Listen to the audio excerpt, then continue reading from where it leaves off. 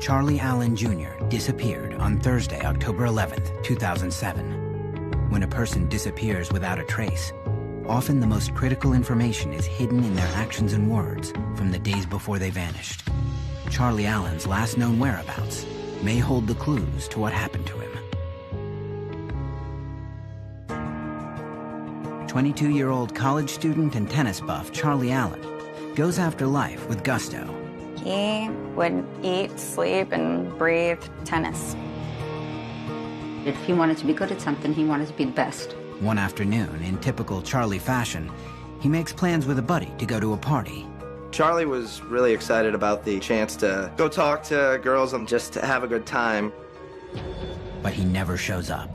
On a chilly October night in 2007, Charlie Allen Jr. disappears. I was trying him on his phone, no response. The mystery deepens when his Facebook account is abruptly deleted, and he warns his family that people may be after him. He said there are people after him, and he's not safe. Police are baffled by the bizarre case. In my time here as a police officer, we've never encountered a story such as this. And his loved ones find themselves ricocheting between hope and despair. I just felt like, he'll call tomorrow. It would just be too unbearable to think otherwise.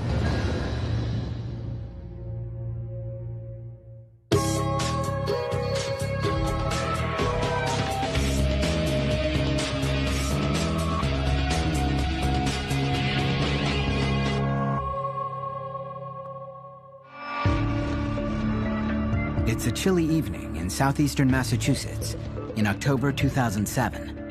22-year-old UMass Dartmouth student Charlie Allen is running barefoot and shirtless along a wooded road a few miles from campus.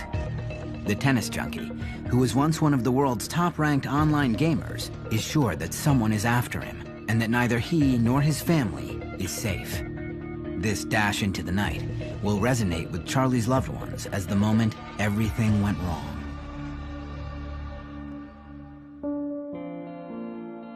Just a few days earlier, Charlie heads over to nearby Providence, Rhode Island, to meet his younger sister, Brittany. 15 months apart, the two siblings are very close and see each other often. Charlie and I grew up together, did everything together.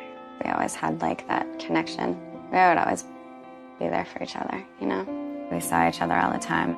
They catch up over lunch with their mother, Anne, who comes down to see her kids a couple of times a month from her home a little more than an hour-and-a-half drive north in Haverhill, Massachusetts. That was a great day.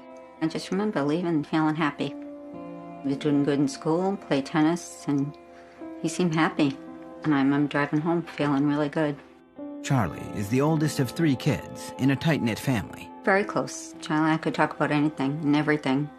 He told me more, sometimes things I didn't really want to know. He was a great kid growing up.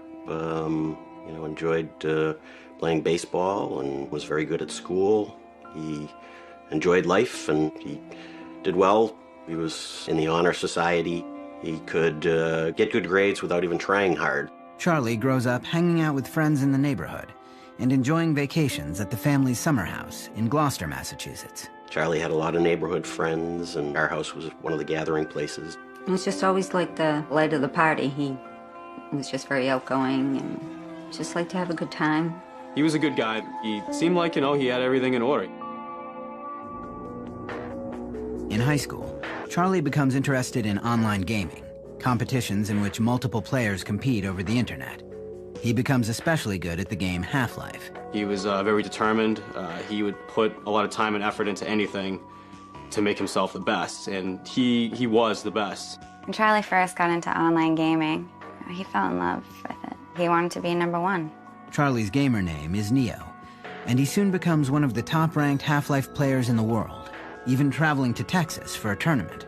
He was considered the #1 player in the world. Standings, his stats, if you looked him up online, that would easily tell that.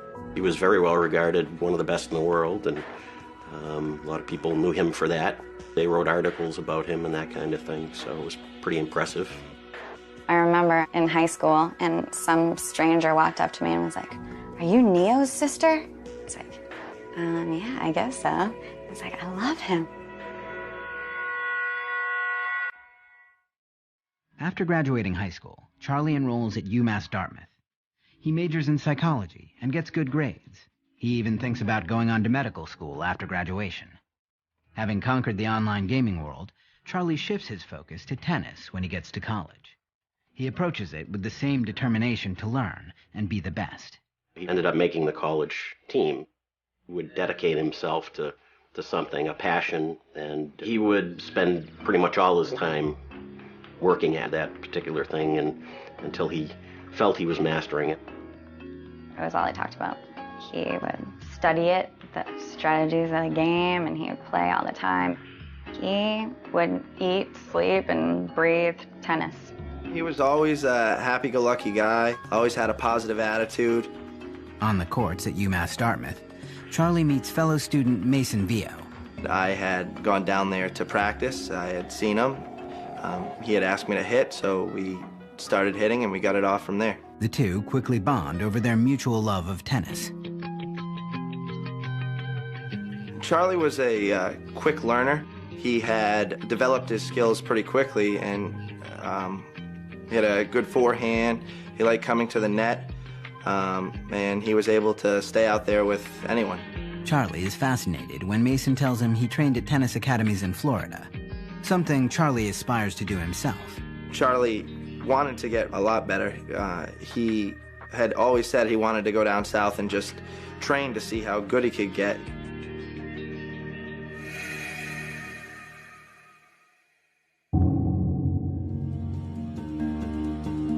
At 2 o'clock on Thursday, October 11th, 2007, Charlie and Mason meet on the courts to practice. We had practiced for 2.5 hours, just playing a little bit and just doing some drills. Nothing really seemed out of the ordinary. We had a great practice. Charlie tells Mason that he's been invited to a party later that evening by a member of the girls' tennis team. He asks Mason to join him. He was really excited about the party, the chance to go talk to girls on the tennis team and just have a good time. Charlie was really excited and was happy that we were both going to go. The two friends grab dinner at the school cafeteria and then go their separate ways to shower and clean up. They agree to meet back on campus at 8:30 and go to the party together. Around 6 p.m., Mason heads to his house nearly a half hour away. Mason assumes Charlie is headed to his off-campus apartment in nearby New Bedford. I had told Charlie that I would see him later tonight and the party should be good, and I will give you a call when I get back. At 8 o'clock that night, at her apartment in Providence, Charlie's sister Brittany is checking her Facebook account. We talked to each other on Facebook every day. He loved Facebook. Charlie had messaged her earlier that evening, and she wanted to get back to him. But when she logs on, she is shocked at what she finds. Coming up, in a matter of moments, Charlie's world appears to unravel. I could hear over the phone his heart dropping. He got really scared.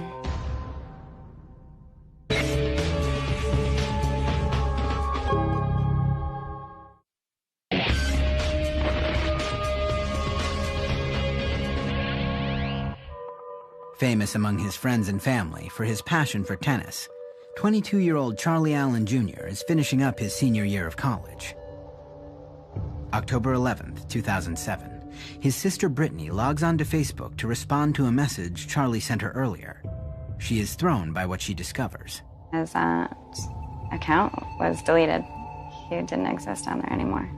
And so I thought it was crazy that all of a sudden he would delete it and he wouldn't even tell me. Brittany calls Charlie to find out what happened. At first I was just like, hey, what are you doing? And he was like, I'm walking. Just thinking about going to this girl's party. I was like, okay, well, called because I was wondering, why did you delete your Facebook? And I could just like hear over the phone him, like his heart dropping. It was like all of a sudden, he got really scared. Brittany is confused when Charlie tells her he has no idea what happened to his Facebook page and that he didn't delete it. And then he just started panicking. He's talking really fast, just in a panic. What Charlie tells her next is stunning. There are people after him, and and he's not safe, and I'm not safe. It's like, you have to leave school right now. You have to go home, stay with Dad. Dad's the only one who can protect you. There are really important people after me. I've sent some emails, and I'm not safe. Right before he hung up, he said, all the answers are in the periodic table of elements. Distraught and bewildered, Brittany calls her father. I was really freaked out, and I called my dad crying, and I was like, I don't know what's going on, but Charlie he just scared me. Brittany had been very close to Charlie, but with the way that he was talking to her, she was very concerned about his well-being. And at the same time, my wife and I both had received cell phone messages from Charlie where he sounded like he was running and talking about maybe heading south. You know, it was definitely concerning. In the message Charlie leaves for his father, he mentions Mexico and Florida. In the voicemail he leaves for his mother, he talks of Texas. I had a message from Charlie, which was really out of character of him. He had told me that he needs to be loved more and that he felt isolated. He was running at the time that he was talking to me. He was out of breath. Then he kind of hung up abruptly. And I tried calling him back, and he had turned off his cell phone. Charlie's parents and sister all try to reach him on his cell phone, but every call goes to voicemail. That same evening, on the UMass Dartmouth campus, Mason heads to the campus parking lot where he and Charlie are meeting to go to the party together. But Charlie never shows. I'd waited about a half an hour to 45 minutes before I had left. I figured Charlie probably went to the party and just forgot about me. Mason tries one more time to reach Charlie. He gets voicemail and heads home. Meanwhile, Charlie's mother, father, and sister keep trying, but fail to reach him. Charlie had taken off a couple of times, usually just to go see a tennis tournament. He'd always get in touch with us the same day or the next day, and so we figured he'd turn up the next day. But Charlie doesn't turn up, and he doesn't call. His parents notify the university that Charlie has vanished.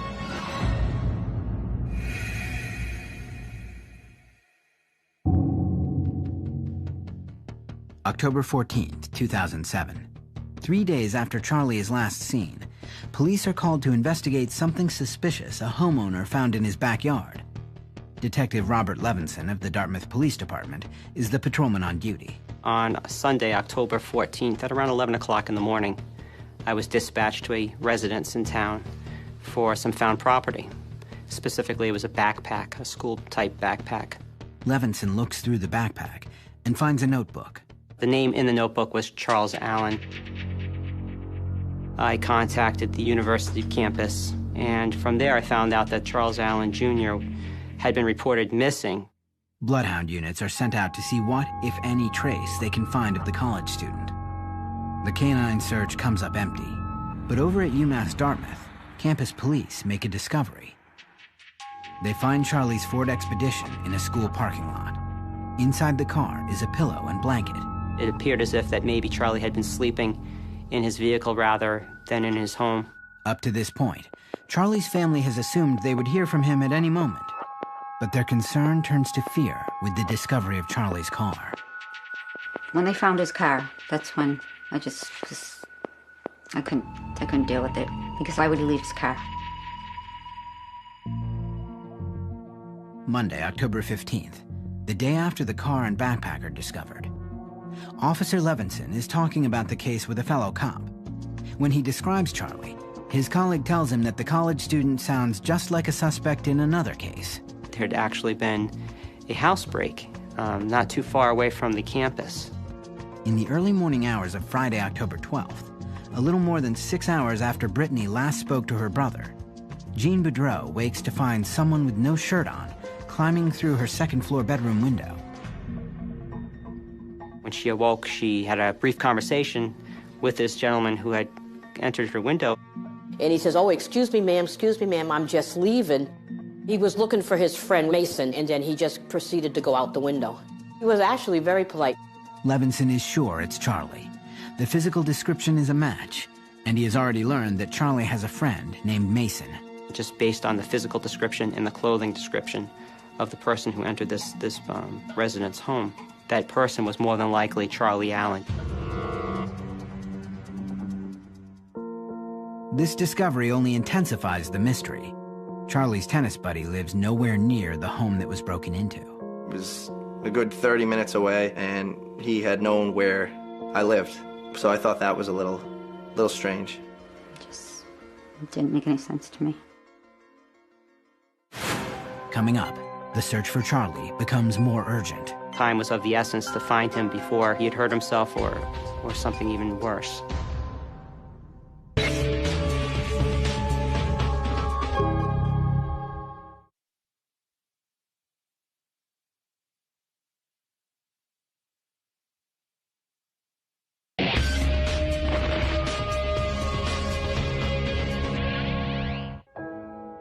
College student Charlie Allen Jr. leaves a series of worrisome messages on his parents' cell phone. And after a disturbing conversation with his sister, he disappears. When investigators seemingly tie the 22-year-old to a break-in at a home several miles from Charlie's UMass campus, the case becomes even more puzzling. Charlie was not a known criminal. This wasn't his normal behavior to break into someone's house. But police learned something about Charlie that they think may explain this behavior. The father told me that his son was bipolar and manic depressive, and he had acted irrational at times, and he might not have been taking his medication as he was supposed to. So it would all make sense that he was in some type of a manic state, and he was acting irrational. Years earlier in high school, Charlie was diagnosed with bipolar disorder, a condition that involves alternating periods of mania and depression. He became a bit manic, and was a pretty big change for him. He had been somewhat shy in school up to that point, and suddenly he was very outgoing, and it was noticeable. When he was manic, he talked a lot and fast, and he had somewhat grandiose thoughts. When he was diagnosed in high school, he took medication for some period of time and started seeing a therapist and seemed to do better. He finished high school, graduated, and it went well when he went to college. But in recent years, Charlie had an on-again, off-again relationship with his psychiatric medication. When they diagnosed him with bipolar disorder and they put him on, mood stabilizers, he said he wasn't the same. He felt, dead inside. He didn't get happy or sad. I remember one time I was so upset about something, hysterically crying to him about it, and he looked at me and he was like, I'm just jealous that you can feel like that, feel passionately about something, even if it's bad, because he didn't. The summer before he disappeared, Charlie stopped taking the drugs altogether. Eventually he stopped taking the medication on his own. Things had leveled out. He tried to maintain his physical well-being in relationship to his mental well-being, and he seemed like he was somewhat under control doing it that way. He was like, I wasn't alive before. I feel like I'm living for the first time.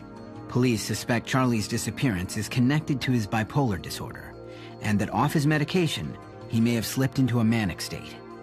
We believed that we were dealing with a mentally ill individual, and time was of the essence to find him before he had hurt himself or something even worse. But the people who know Charlie best, his family and friends, find it impossible to believe that Charlie's condition is serious enough to make him want to disappear. People don't understand, mental illness, where people call mental illness, and once they hear that label, it's like, oh, he probably just ran away, or he's probably schizophrenic, he has no idea, he's just crazy. I think he's more sane than anyone I've ever met. Even when Charlie was manic, he always made sense. He never lost touch with reality.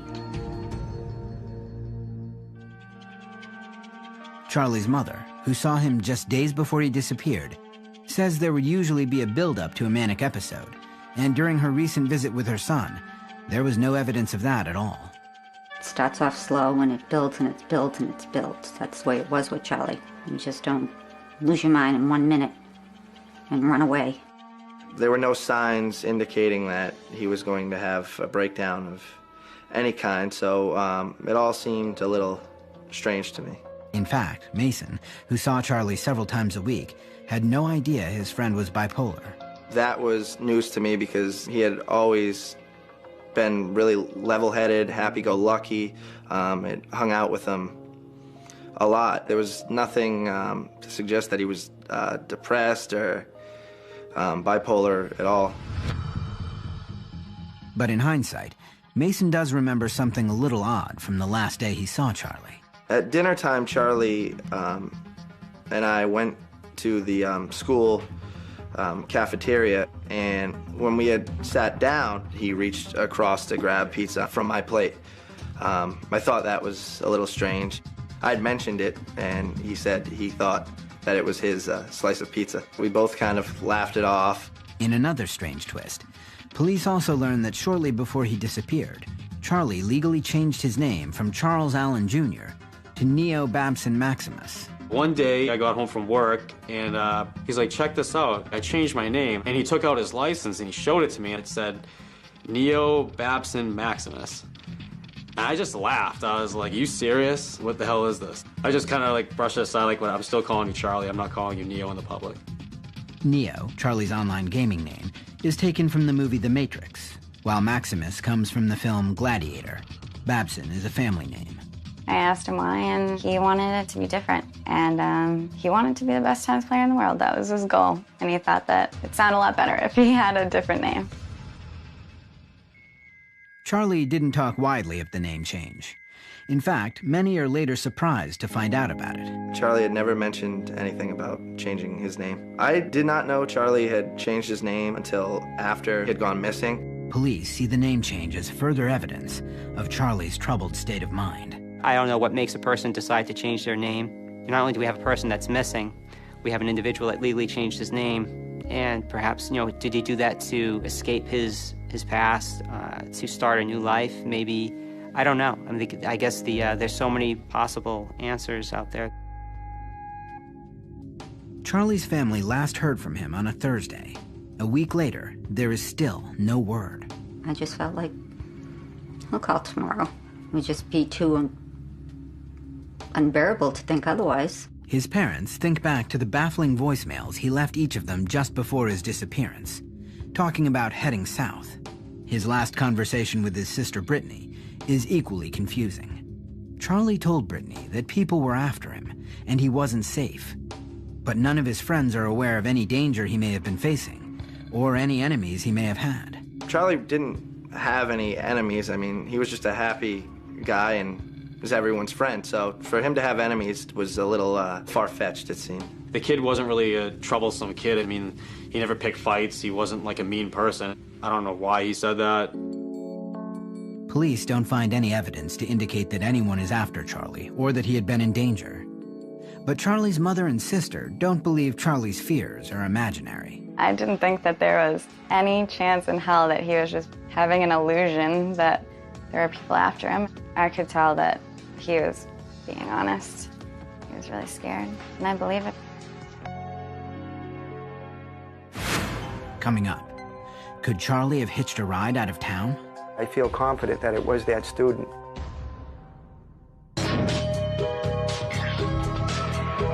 Get more Disappeared online at investigationdiscovery.com.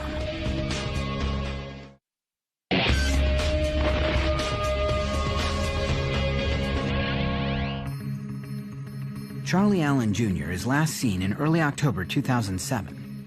The college student suffers from bipolar disorder, and police seemingly link him to a home break-in. Law enforcement devotes every resource available to search around the UMass Dartmouth campus and in neighboring New Bedford. I think the fact that Charlie did suffer from some type of mental illness made it all the more urgent to search the woods and to reach out to as many people who knew Charlie and that maybe had seen him within the last few days before he disappeared. Police find Charlie's sneakers along a road not far from the house he allegedly broke into. which seems to confirm their suspicion that he was the shirtless intruder. The search escalated from the use of Massachusetts State Police helicopter to a widespread search with multiple people searching for Charlie in the wooded area. It's a very dense wooded area in that part of Dartmouth.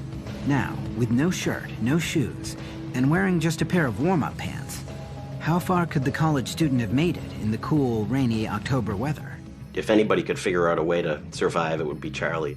He knew how to take care of himself, and so he was definitely the type of person that would find a way if he wanted to.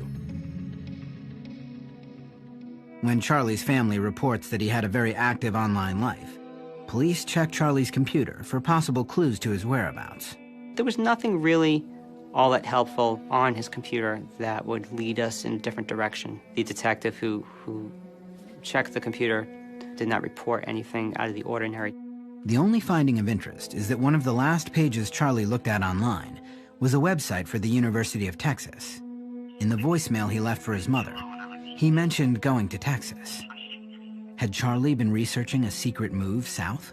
We contacted the university down there and just to inquire whether Charlie had in fact applied at that university, and we were told that no, there was no file with his name attached to it. If Charlie had an interest in going to Texas, he would tell me, because he knows I would say, if you want to do that, hon, do it. Charlie's mother is more concerned with what police didn't find on his computer. Charlie had told his sister he was in trouble because he had sent some emails to important people, but those emails are nowhere to be found. In fact, all of Charlie's recent emails are missing. There were no emails before he went missing. There were no emails from October 11, 10th, 9, 8, 7, 6, 5, 4. But I just thought it was really strange. Blows my mind that we could give Charlie's computer to the police to do the forensics, and someone who lived his entire life on the computer. They found nothing. He, lived a virtual life, and they found nothing. If there is any truth to the notion that someone was after Charlie, could they have tampered with his computer and purposely wiped it clean? Or could it have been Charlie himself who did it? Could the online phenom have intended to take himself off the grid? If he wanted to change his identity, I'm pretty sure he could have done it. I mean, he's pretty creative in, the terms of being able to, act, and be something, different. He did change his name, so I guess, in a sense, his identity was kind of altered already. According to his friends and family, Charlie had a knack for mastering things quickly. Could he have been equally adept at setting up his own disappearance? Was changing his name a first step in creating a new identity? Charlie's family has a hard time believing this could be true. People would say to me, maybe he just doesn't want to be found. Maybe he wanted to go off like that. And I'm like, well, you don't know him. He would never want to do that. He was going to go to med school. He wanted to be a doctor. He was so happy where he was at the time with what he was doing, and he had goals for the future. He loved his apartment, he loved his classes, he loved playing tennis, and then all of a sudden it's all gone. Charlie has been missing for more than a week. With no news concerning his whereabouts, his family is getting increasingly desperate. We couldn't sleep, trouble eating, crying all day. It was just unimaginable. It actually was just, difficult to function. Every second of every day, you'd be thinking about it. And it's just totally unimaginable. Did Charlie flee in a manic state brought on by bipolar disorder? Did he decide to create a new identity someplace else? Or, as he told his sister, were people really after him? There are numerous scenarios as to what could have happened to Charlie Allen. He was in our town. Someone had seen him. Someone had interacted with him. After that, it's anyone's guess what happened. Finally, a few weeks after Charlie is last seen, a witness comes forward. Jim Costa is an electric company troubleshooter. On a Saturday morning in October 2007, he leaves early for work. Driving down Cross Road, I did notice a young man, no shirt on. And he looked rather disheveled. He looked shaken. He didn't look that good. And I saw that young man walking towards a truck, maybe to ask for help, or maybe he was slept in that truck. I didn't know. While the young man sounds like he could be Charlie, Costa is not able to remember exactly when he saw him, the Saturday just days after Charlie disappeared, or the Saturday a week later. If it was the right day, I feel confident that it was that student. The intersection is near the UMass Dartmouth campus. It is also along Route 6, a major thoroughfare that feeds right onto Interstate 195. We haven't been able to confirm if that was in fact Charlie. But if it was, what happened? Did he approach the truck driver for help or a ride? It's possible he could have gotten on the truck and left the area. That opens up a whole new door for us, or for the family. It gives us hope that maybe Charlie is alive.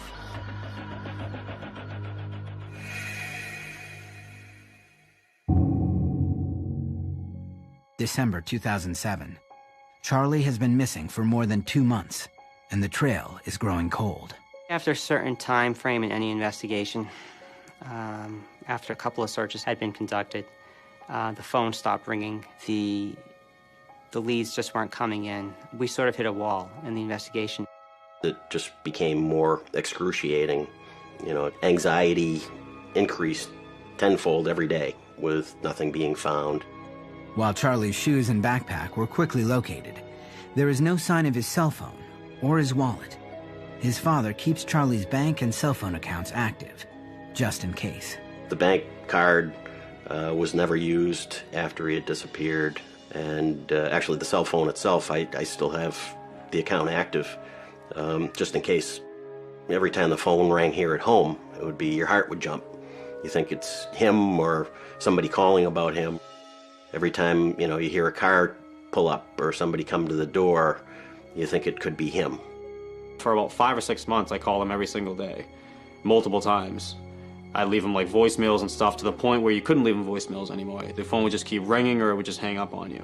Charlie's family prays for answers, but as the days wear on, they are left with only questions. Where is he? What happened to him, and why hasn't he called? It is impossible for them to believe that Charlie has intentionally cut them off.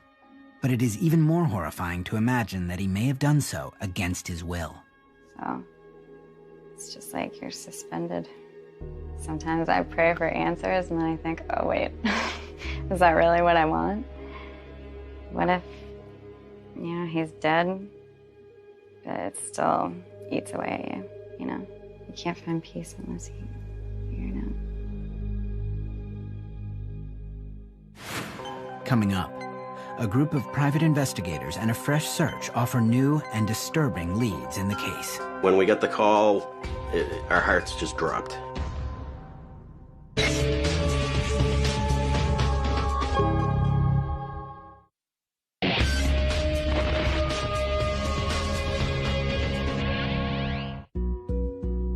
The disappearance of 22-year-old college student Charlie Allen Jr. devastates his family and confounds police. It's very frustrating. Is it possible he's out there and doesn't really remember who he is? I don't know. I personally would like to believe that he's alive and he's out there somewhere. Several months after Charlie's disappearance, his family is dismayed by the lack of movement in the investigation. They reach out to a private investigator, John Lassise. Charlie Allen Sr. contacted me, and they were just devastated that they hadn't been able to locate him. Described him as very intelligent, loved his family, and they knew that he was off his medication. He was manic. He believed that he was being stalked. People were after him and his family. Lassise takes on the case pro bono and forms a cold case team with several other PIs to help. They start by considering the area where Charlie was last seen and weighing whether or not he could still be somewhere in the vicinity. Could he be in the woods? Absolutely. He may have committed suicide. He may have fallen into foul play. It's all a possibility. The first order of business is to organize a new and comprehensive search of the 4-square-mile wooded area bordering UMass Dartmouth. The terrain is dense and difficult to navigate. Alive or dead, if Charlie is in the woods, Lassise is confident that they'll find him. Police have already explored the area, But Lassise and his partners plan a much larger and deeper search, employing ground searchers, ATVs, helicopters, canine units, and cadaver dogs. More than 300 people take part, and the massive effort kicks off on the year anniversary of Charlie's disappearance. This search is the largest civilian-run search that we're aware of in New England. Private investigator Alan Tate coordinates the search. As guides, he uses Charlie's last known location, as well as where his shoes and backpack were found. To search this area here, although on the map it looks nice, wide, and open, on the ground it's very thick and very difficult for ground searchers to navigate through. Charlie's friend Anthony is one of the many volunteer searchers. I was kind of hoping we didn't find anything, because obviously who wants to, I mean, you want closure sometimes, but at the same time, I mean, I'm the type where I don't want to give up, so it's like I don't want like an ending that's not positive. But on the third day of the search, a team including Charlie's own cousin comes across some bones. When we got the call, our hearts just dropped. Obviously, after that period of time, you know, it's almost like you might expect it's going to happen, that they would find him. You know, so it was, your hearts drop, but you feel like this is finally it. For like 24 hours, we didn't know if they were his bones. That was not a fun situation to be in. When they found the bones, I couldn't even describe to you what that feels like. We just pretty much died. But the bones turn out to be animal, not human remains. It was difficult to do the search, but it was something that was necessary to do. We knew it needed to be done, and in my opinion, the outcome was good. You know, that he wasn't found. I was just exhilarated that they didn't find anything. I don't believe that Charlie is in the woods. I believe at this point that Charlie made it out.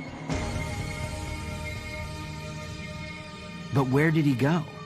While the search indicates that it is unlikely Charlie or his body is in the woods, it still offers no clues to what happened to the college student. There's so many different ways you can look at it. I personally am trying to remain positive. I'd like to think that he's out there somewhere and he's still alive.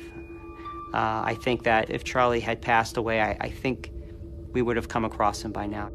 The only place to go with this investigation right now is to assume that he is alive and see if we can find him. As the months pass, there is no word from Charlie and no sign of him anywhere. The investigation appears to have hit a dead end, but his friends remain hopeful.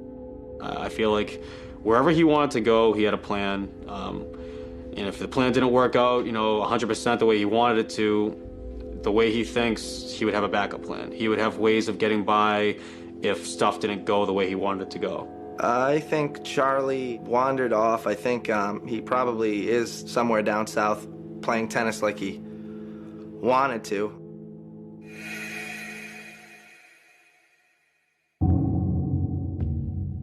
December 2009. More than 2 years since Charlie disappeared, there's a possible sighting of him much closer to home. It was about 4 o'clock in the morning, and I was sleeping. Stephen Kelly and his wife are asleep in bed in their New Bedford, Massachusetts home, 11 miles from the UMass Dartmouth campus. I heard the door knock. So, I ran to the door, and I opened the door, and there was a young man standing at the door. Wasn't dressed for the weather. He shouldn't have been outside at 4 o'clock in the morning. He said he needed help getting back to SMU.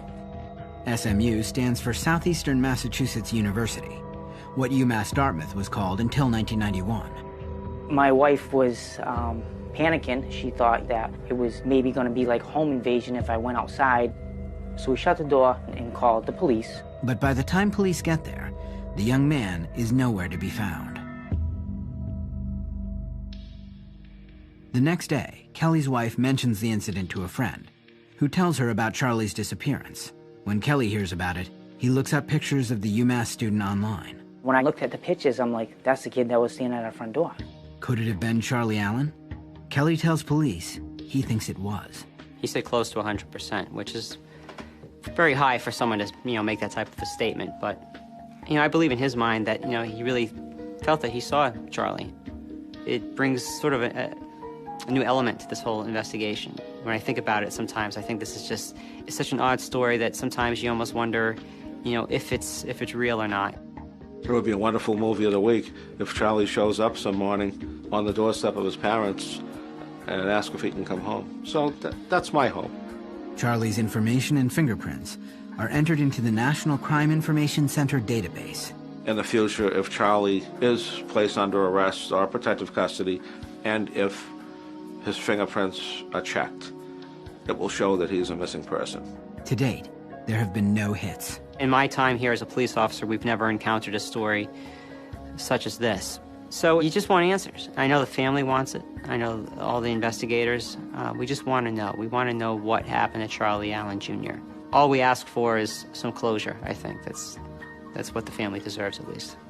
He's still out there, somewhere. Charlie's family continues to hope that Charlie is safe and that they will one day hear from him. Charlie would never just disappear. And he knows me well enough and his family to know that how much it would hurt. I have no idea where he is or if he's alive. It's like the ultimate internal struggle.